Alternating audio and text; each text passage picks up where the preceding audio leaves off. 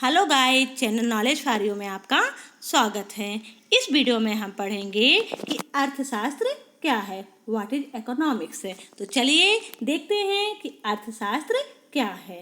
अर्थशास्त्र एक सामाजिक विज्ञान है जिसमें यह अध्ययन किया जाता है कि समाज अपने सीमित संसाधनों का उपयोग कैसे करता है। हम लास्ट ईयर 10th क्लास में पढ़ चुके हैं कि जो साधन होते हैं वो कैसे होते हैं, सीमित होते हैं। तो इन सीमित संसाधनों को समाज के द्वारा किस तरीके से उपयोग किया जाता है, इन सब की चर्चा हम अर्थशास्त्र में करेंगे। और साथ में वस्तुओं तथा सेवाओं के उत्पादन के लिए और लोगों के विभिन्न समुदायों में उनका वितरण किस तरीके से करता है, यह भी हम अर्थशास्त्र में अध्ययन करेंगे। अर्थशास्त्र का हमारे व्यवहारिक जीवन से घनिष्ठ संबंध है, क्योंकि अर्थशास्त्र के द्वारा ही हमें ज्ञात होता है कि हमारी आर्थिक परिस्थितियाँ कैसी हैं, हम आर्थिक क्रियाएं कौन सी कर रहे हैं, हमारी अनार्थिक क्रियाएं कौन सी हैं, आर्थिक वस्तुएं क्या होती हैं, अनार्थिक वस्तुएं क्या होती हैं। इन सब की चर्चा भी हम अर्थशास्त्र में करते हैं। क्या आपने कभी विचार किया है इस संसार में लोग काम क्यों करते हैं?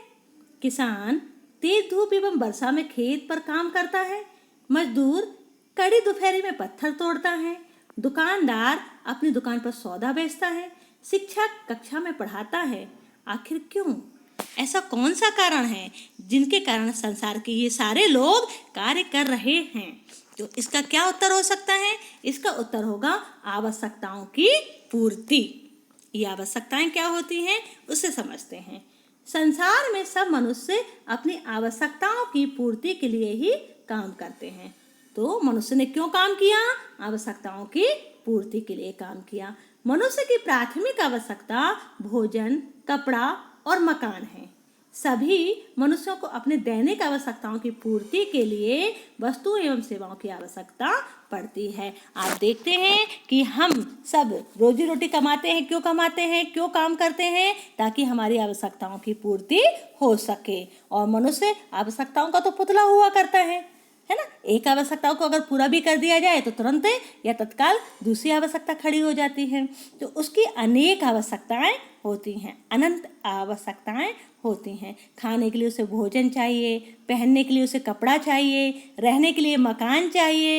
एक विद्यार्थी है, एक स्टूडेंट है तो उसे पढ़ने के लिए किताब चाहिए, पेन चाहिए, है ना, स्टेशनरी वगैरह चाहिए। यदि मनोरंजन करना चाहता है तो उसे रेडियो चाहिए, सिनेमा चाहिए, टेलीविज़न चाहिए। अगर दैनिक आवश्यकताओं की बात की जाए तो साबुन, तेल, कंघी, मतलब रोज की आवश्यकताओं की पूर्ति के लिए भी हमें क्या चाहिए? वस्तुएं चाहिए। और इन वस्तुओं को हम कैसे प्राप्त करेंगे? इन वस्तुओं को हम जब तक काम नहीं करेंगे, जब तक हम कोई कार्य नहीं करेंगे और जब तक हमको कार्य करने के बदले में कुछ मुद्रा, कुछ द्रव्य नहीं प्राप्त होगा, तो हम अपनी आवश्यकताओं की पूर्ति भी नहीं कर सकते हैं। मनुष्य को अपनी आवश्यकताओं की संतुष्टि के लिए जिन वस्तुओं एवं सेवाओं की आवश्यकता होती है, उन्हें मुख्य रूप से दो भागों में बांटा जा सकता है। अब मनुष्य अपनी आवश्यकता की संतुष्टि के लिए क्या करेगा?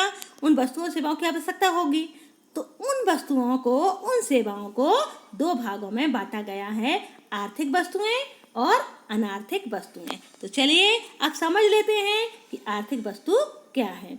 आर्थिक वस्तुएं वे वस्तुएं होती हैं जो मानव निर्मित होती है तथा जिन्हें प्राप्त करने के लिए काफ़ी श्रम करना पड़ता है। उनसे हमारी किसी न किसी प्रकार की आवश्यकता की संतुष्टि होती है। उदाहरण के लिए भोजन, वस्त्र, टेबल, कुर्सी, किताब इत्यादि, ये सारी वस्तुएं आपकी आर्थिक वस्तुएं हैं। तो आर्थिक वस्तुओं में क्या है? मनुष्य के द्वारा बनाई जाती है, ये मानव के द्वारा निर्मित होती है, मनुष्य के द्वारा बनाई जाती है। और इनको प्राप्त करने के लिए श्रम करना पड़ता है, खर्चा करना पड़ता है, व्यय करना पड़ता है। और इनकी जो पूर्ति होती है, मतलब आर्थिक वस्तुओं की जो पूर्ति होती है, उनकी मांग की तुलना में कम होती है। मतलब मांग ज़्यादा है, डिमांड ज़्यादा है, पर पूर्ति कैसी होती है? कम होती है। और इससे क्या होता है? ये हमारी आवश्यकताओं की संतुष्टि करते हैं। और साथ में एक गुण और पाया जाता है, जो आर्थिक वस्तु होती है उसमें एक गुण और यह होता है कि यह हस्तांतरणशील होती है। हस्तांतरणशील का मतलब क्या हुआ? हस्तांतरणशील का मतलब होता है कि हम इसे एक व्यक्ति से दूसरे व्यक्ति को दे सकते हैं, एक हाथ से दूसरे हाथ तक पहुंचा सकते हैं। तो इस तरीके से हमने देखा कि आर्थिक वस्तुएं भोजन, वस्त्र, टेबल, कुर्सी, किताब इत्यादि जो भी वस्तुएं हमें दिखाई देती हैं, जो मानव निर्मित हैं, वो सारी वस्तुएं आर्थिक वस्तुएं कहलाती हैं। अब अनार्थिक वस्तुएं क्या हैं? अनार्थिक वस्तुएं वे वस्तुएं होती हैं जिन्हें प्राप्त करने के लिए कोई श्रम नहीं करना पड़ता। अब कौन सी वस्तुएं हो गई जिनके लिए श्रम नहीं करना है, खर्चा नहीं करना है ना? ये हमको अनायास ही ऐसे ही मिल जाती हैं। लेकिन इन वस्तुओं के बिना जीवित रहना संभव नहीं है, जैसे सूर्य की रोशनी, हवा, पानी इत्यादि। ये सारी वस्तुएं कैसे होती हैं? हमें ये बिना श्रम के ही प्राप्त हो जाती हैं, है ना? तो इनका कोई विनिमय मूल्य नहीं होता। और साथ में इन वस्तुओं की जो पूर्ति होती है मांग की तुलना में बहुत अधिक होती है। मतलब जितनी मांग है उससे ज़्यादा इनकी पूर्ति होती है। मनुष्य अपनी आवश्यकता की पूर्ति के लिए विभिन्न आर्थिक वस्तुओं को प्राप्त करने के लिए आर्थिक क्रियाएं करता है। मतलब क्या कहा गया यहाँ पर? तो मनुष्य की जो आवश्यकता है, अब उस आवश्यकता की हम पूर्ति करेंगे, तो उस आवश्यकता की पूर्ति करने के लिए हमको तो वस्तु चाहिए ना। यदि मान लीजिए आपका पढ़ने का मन कर रहा है, तो आपको क्या चाहिए? किताब चाहिए। मतलब आवश्यकता किस चीज़ की हो गई? किताब की। तो अब आर्थिक वस्तु क्या हो गई? किताब आपकी। तो अब उस किताब को पाने के लिए आप क्या करेंगे? आर्थिक क्रियाएं करेंगे। ऐसे तो आपको मिल नहीं जाएगी ना। आप मार्केट से खरीद कर लेके आएंगे, बाजार से खरीद के लाएंगे। तो बाजार से खरीदने जब जाएंगे तो उसके लिए आपको क्या करना पड़ेगा? कुछ द्रव्य देना पड़ेगा, मतलब कुछ पैसा, कुछ रुपया चुकाना पड़ेगा। तो अब वो पैसा और रुपया कहाँ से आएगा आपके पास? जब आप आर्थिक क्रिया करेंगे। जब आप आर्थिक क्रिया करेंगे तब आपके पास पैसा आएगा। तो उस पैसे के द्वारा आप अपनी आवश्यकता की पूर्ति कर सकते हैं। अर्थशास्त्र में इन्हीं आर्थिक क्रियाओं और इनसे संबंधित सिद्धांतों का ही अध्ययन किया जाता है। तो अर्थशास्त्र में हम क्या करेंगे? ये जो आर्थिक क्रियाएं हैं और इनसे संबंधित जितने भी सिद्धांत होंगे उन सिद्धांतों का हम अध्ययन करेंगे, उन्हें हम अर्थशास्त्र में पढ़ेंगे। अब देख लेते हैं कि आर्थिक और अनार्थिक आपकी जो वस्तुएं हैं उनमें क्या अंतर है। यहाँ पर वस्तुएं पढ़ लीजिएगा, ये गलत लिखा हुआ है, क्रिया नहीं वस्तुएं हैं। तो आर्थिक वस्तुएं क्या है और अनार्थिक वस्तुएं क्या हैं? आर्थिक वस्तुओं को प्राप्त करने के लिए बहुत अधिक श्रम करना पड़ता है। अभी हमने देखा था ना कि जो आर्थिक वस्तुएं होती हैं वो मनुष्य के द्वारा निर्मित की जाती हैं, मनुष्य के द्वारा बनाई जाती हैं। तो इनके लिए श्रम लगता है, खर्चा करना पड़ता है। और वहीं पर जो अनार्थिक वस्तुएं होती हैं तो उनको प्राप्त करने के लिए कोई श्रम नहीं करना पड़ता। जैसे सूर्य की रोशनी थी, उसके लिए कोई श्रम करना पड़ा नहीं, वो हमें बिना खर्चे के ही प्राप्त हो गई थी। आर्थिक वस्तुओं में दुर्लभता होती है, सीमितता होती है ना? दुर्लभ होती है मतलब बड़ी दुर्लभता से मिलती है, कठिनाई से प्राप्त होती है। और साथ में ये वस्तुएं सीमित होती हैं, क्योंकि मनुष्य के द्वारा बनाई गई है ना, तो ये वस्तुएं सीमित भी होती हैं। लेकिन जब हम अनार्थिक वस्तुओं की बात करेंगे तो यह असीमित होती हैं, मतलब अधिक मात्रा में पाई जाती हैं। आर्थिक वस्तुएं मानव निर्मित होती हैं, मनुष्य के द्वारा बनाई जाती है। वही अनार्थिक वस्तुएं प्रकृति द्वारा हमें निःशुल्क उपहार के रूप में मिलती है। सूर्य की रोशनी आप बनाते हैं क्या? नहीं बनाते ना, वो तो हमें प्रकृति देती है ना, तो प्रकृति के द्वारा हमें प्राप्त होती है। आर्थिक वस्तुओं की पूर्ति मांग की तुलना में कम होती है। मतलब पूर्ति कैसी है? कम है। लेकिन यहाँ पर पूर्ति कैसी होगी? अधिक होगी, है ना? तो इस तरीके से हमने आर्थिक और अनार्थिक वस्तुओं में अंतर देखा। मनुष्य के कार्यों को मुख्य रूप से 2 भागों में बांटा जा सकता है। अब यहाँ पर मनुष्य क्या करेगा? जब अपनी आवश्यकताओं को पूर्ति करना चाहेगा तो उस आवश्यकता की पूर्ति के लिए तो उसे कार्य करना पड़ेगा। तो उसके कार्य को 2 भागों में बांट सकते हैं, एक आर्थिक क्रिया और दूसरा अनार्थिक क्रिया। अब आर्थिक क्रिया क्या होता है उसे समझ लीजिए। आर्थिक कार्य वे कार्य होते हैं जिसमें मनुष्य को धन प्राप्त होता है। मनुष्य को क्या प्राप्त होता है? धन, ठीक है। उदाहरणार्थ अध्यापक हो गया, वकील हो गया, डॉक्टर हो गया, कर्मचारी हो गया, ये अपनी सेवाएं देते हैं और सेवा के बदले में इनको क्या मिलता है? वेतन मिलता है, ठीक। तो इनको जब बिना सेवा के बदले में वेतन मिला तो ये कौन सी क्रिया हो गई? आर्थिक क्रिया हो गई। कौन सी क्रिया हो गई? ये आर्थिक क्रिया हो गई। तो आप कह सकते हैं कि आर्थिक क्रिया वो क्रियाएं हैं जिनके बदले में हमें धन प्राप्त होता है, वेतन प्राप्त होता है, फीस प्राप्त होती है। तो वो क्रियाएं आर्थिक क्रियाएं कहलाती हैं। अनार्थिक क्रियाएं क्या हैं? अनार्थिक क्रियाएं वे कार्य होते हैं जिसमें व्यक्ति को धन प्राप्त नहीं होता। उदाहरणार्थ अगर देखें तो स्वास्थ्य लाभ के लिए फुटबॉल खेलना। यदि आप अपने स्वास्थ्य लाभ के लिए फुटबॉल खेल रहे हैं, मनोरंजन के लिए खेल रहे हैं, तो इससे क्या होगा? धन प्राप्त हो गया का? नहीं, लेकिन स्वास्थ्य अच्छा रहेगा, है ना। माता के द्वारा अपने बच्चों का पालन पोषण करना। एक माता जो है, एक माँ जो है, अपने बच्चों का पालन पोषण करती है। क्या उसके बदले में वह वेतन लेती है? क्या नहीं लेती है ना। निःशुल्क है ना, पालन पोषण करती है। अध्यापक के द्वारा घर में अपने बच्चों को पढ़ाना। एक अध्यापक है, एक शिक्षक है, एक टीचर है, अपने ही बच्चों को पढ़ा रहा है, तो क्या वो अपने बच्चों से फीस लेगा? नहीं लेगा। तो ये कैसी क्रियाएं हो गई? अनार्थिक। क्यों? क्योंकि इन क्रियाओं को करने के बाद उससे धन की प्राप्ति नहीं हो रही। मनोरंजन के लिए अपने घर में हारमोनियम बजाना या संगीत सुनना या नृत्य करना, डांस करना, है ना, तो ये सारी क्रियाएं कैसी हो गई? अनार्थिक क्रियाएं हो गई, जिसमें हमें धन की प्राप्ति नहीं हो रही है। आर्थिक एवं अनार्थिक क्रियाओं के उपयुक्त वर्णन से स्पष्ट है कि इनके बीच कोई सुस्पष्ट रेखा नहीं खींची जा सकती। अभी आपने देख लिया कि आर्थिक क्रिया क्या होती है, जिसमें हमें धन प्राप्त हो रहा था। अनार्थिक क्रिया क्या होती है, जिसमें हमें धन प्राप्त नहीं हो रहा था। एक ही कार्य आर्थिक और अनार्थिक भी हो सकता है। अब ये कैसी बात हो गई? अभी तो बोला गया था कि आर्थिक कार्य वो है जो धन प्राप्त करे, अनार्थिक कार्य है जिसमें धन प्राप्त ना हो, लेकिन अब यहाँ पर बोल दिया कि एक ही कार्य आर्थिक और अनार्थिक भी हो सकता है। तो यह उस कार्य के उद्देश्य पर निर्भर करता है। अब हम समझ लेते हैं कि ऐसा कैसे संभव है। यदि एक नौकरानी अपने मालिक के घर काम करती है और बदले में वेतन पाती है, तो उसका यह कार्य आर्थिक क्रिया कहलाएगा। क्योंकि यदि कोई भी नौकरानी हो, कोई भी श्रमिक हो, कोई भी लेबर हो, यदि वह कार्य करता है और उसके बदले में उसको वेतन मिल रहा है, तो वो क्या कहलाएगा? आर्थिक क्रिया कहलाएगी।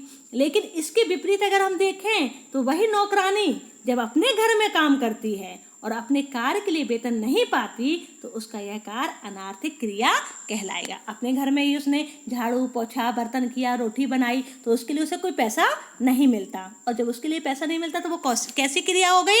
वो अनार्थिक क्रिया हो गई। अब आर्थिक एवं अनार्थिक क्रिया में अंतर देख लेते हैं। आर्थिक क्रिया, अनार्थिक क्रिया। आर्थिक क्रियाएं आर्थिक उद्देश्य की प्राप्ति के लिए की जाती हैं। आर्थिक उद्देश्य मतलब अर्थ कमाना, द्रव्य कमाना, पैसा कमाना।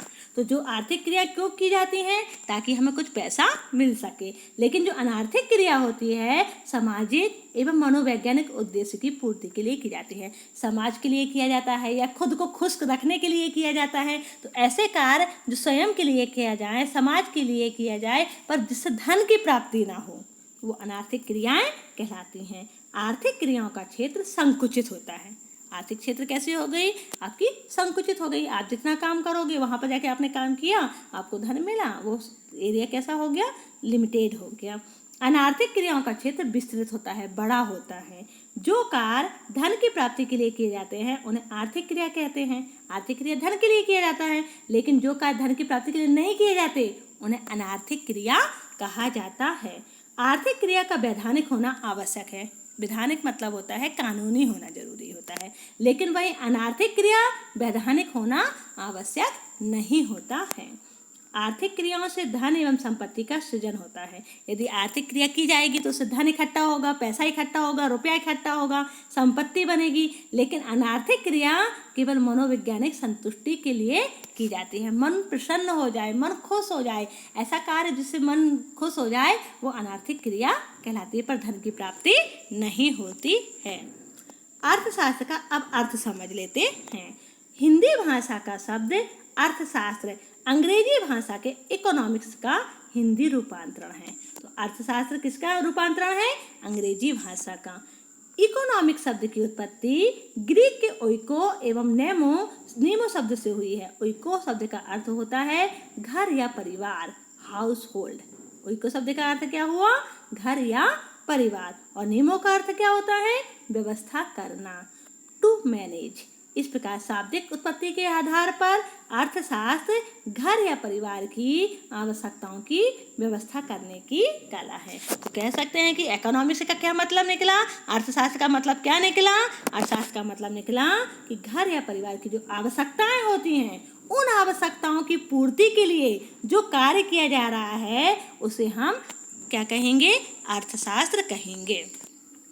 इसलिए प्रसिद्ध दार्शनिक अरस्तु ने अपने ग्रंथ इकोनॉमिक्स में अर्थशास्त्र को गृह प्रबंध भी कहा है। क्या कहा गया है? गृह प्रबंध। क्योंकि क्या कर रहे हैं? अभी देखा ना आपने, घर या परिवार की आवश्यकताओं की व्यवस्था की जा रही है, तो इसलिए जो वहाँ अरस्तु हैं उन्होंने अर्थशास्त्र को गृह प्रबंध कहा है।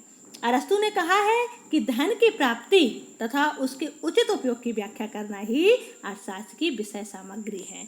ठीक है, तो मतलब अर्थशास्त्र में क्या है? धन की प्राप्ति करना और उसका उचित उपयोग कैसे किया जाए, इसकी व्याख्या ही अर्थशास्त्र की विषय सामग्री है। मतलब हम अर्थशास्त्र में यही पढ़ेंगे। अर्थशास्त्रियों में यह अनुभव किया कि परिवार की आवश्यकताओं को संतुष्ट करने में धन का जो महत्व है वही महत्व राज्य की आवश्यकताओं को संतुष्ट करने के लिए भी है।